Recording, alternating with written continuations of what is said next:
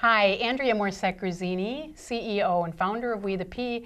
Excited to bring to you today Miss Elizabeth Kautz, the mayor of Burnsville, Minnesota. This is going to be a really fun discussion, and I think we're going to dig into some really relevant and timely issues around what it means to be a mayor during these very exciting and sometimes challenging times, and how a person becomes a mayor. What goes behind this? Is it all just politics, or is there something deeper that's behind the politician? So Elizabeth, thank you so much for coming. You and I have had many talks, and this one's especially exciting. You and I shared a couple of years ago some really meaningful talks around how you got, where you came from. Not how you got started so much as a mayor, but where'd you come from? And why or how did that affect who you are today? Well, thank you, Andrea, and thank you for asking me to do this interview with you, because we've been friends for a long time, and I know your passion and what you want to accomplish in terms of the greater good. So in that regard, we are aligned in what we're doing. And when I think about why did I get into this work? I got into this work by happenstance, not because it is what I wanted to do, but I come from a family with very deep spiritual and faith roots. And so it is about community, whether that's about your faith community or about your broader community. And at the time, it was in the 80s when I owned a business here in Burnsville. And I started to see areas and pockets of Burnsville that were becoming quite tired and depressed. And I was seeing graffiti showing up, and I just didn't like that, because I know the impact of graffiti on a community. Because once graffiti starts to show up, areas become depressed and tired. It's a magnet for crime. Mm-hmm. And so there was bars and... Yes, and so I was on the board of directors for the Chamber of Commerce, and I'd come in and I'd say, isn't anybody doing a revisioning for the city? Isn't somebody doing something? And some of my colleagues on the board at that time said, Elizabeth, if you don't like it, do something about it. Mm-hmm. And I then decided that it is running for political office. And then I got on the city council, and then Mayor McElroy at that time chose to run for the House, and it was after one of our meetings, council meetings, and after the meeting he said, why don't you run for mayor? And I said, well, I'm the rookie. But he said, you have the leadership skills. And that's how I came to this. And growing up in a family that is deeply rooted in faith and spirituality, one of the things that I also learned in those early years, how a community comes together and collaborate to build a church. Mm-hmm. And that's what I was involved in as a 5-year-old. So I want to get to that. That's a really neat story. And it really, for me, embodied how a person, just one of us, a mm-hmm. person, a businesswoman mm-hmm.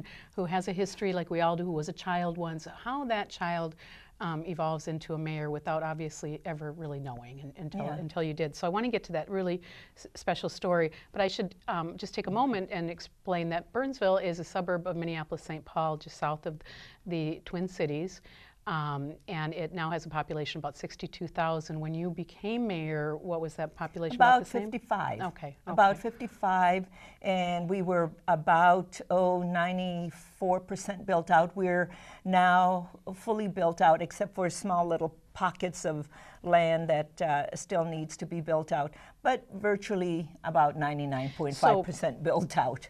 And now 62,000, yes. Speaking of building, then I want to go back to the church story, because I have an image in my mind that you shared with me about you and a wheelbarrow full of sand. Yeah. Well, when you always go back to your early memories, what really begins to build who you are. And I remember that our community was building a church, and my father said... In your community, I'm sorry. Yeah, where? it was at the time on the island of Samoa. Mm-hmm. And because I was there only till about I was 7, and then lived most of my life in Burnsville. But at that time, how early memories shape who you are. Mm-hmm.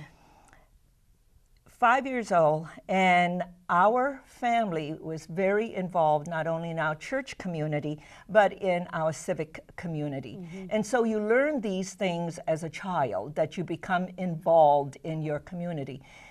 And so my father said that our family was going to help build the church. And I was about 5 years old, and he said, "You're going to come and help." And so Saturday morning arrived, and we went to the project site, and there was a big pile of sand. And he told me that my job was to fill these buckets with sand and take them to the wheelbarrow. And he told me, and the man at the wheelbarrow is going to take it down to another group of men who are making cement. And then he walked me over and showed me that what they would do would go into these forms that would form blocks. And he showed me the blocks, and he told me that we had to make so many blocks. And then he showed me the picture of the church, so you have a vision of what the church would look like.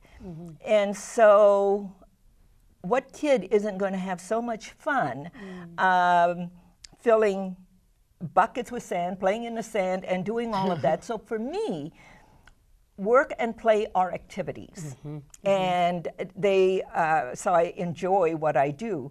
And so also that experience, as I reflect on it, really had showed me how you work in teams to accomplish a vision.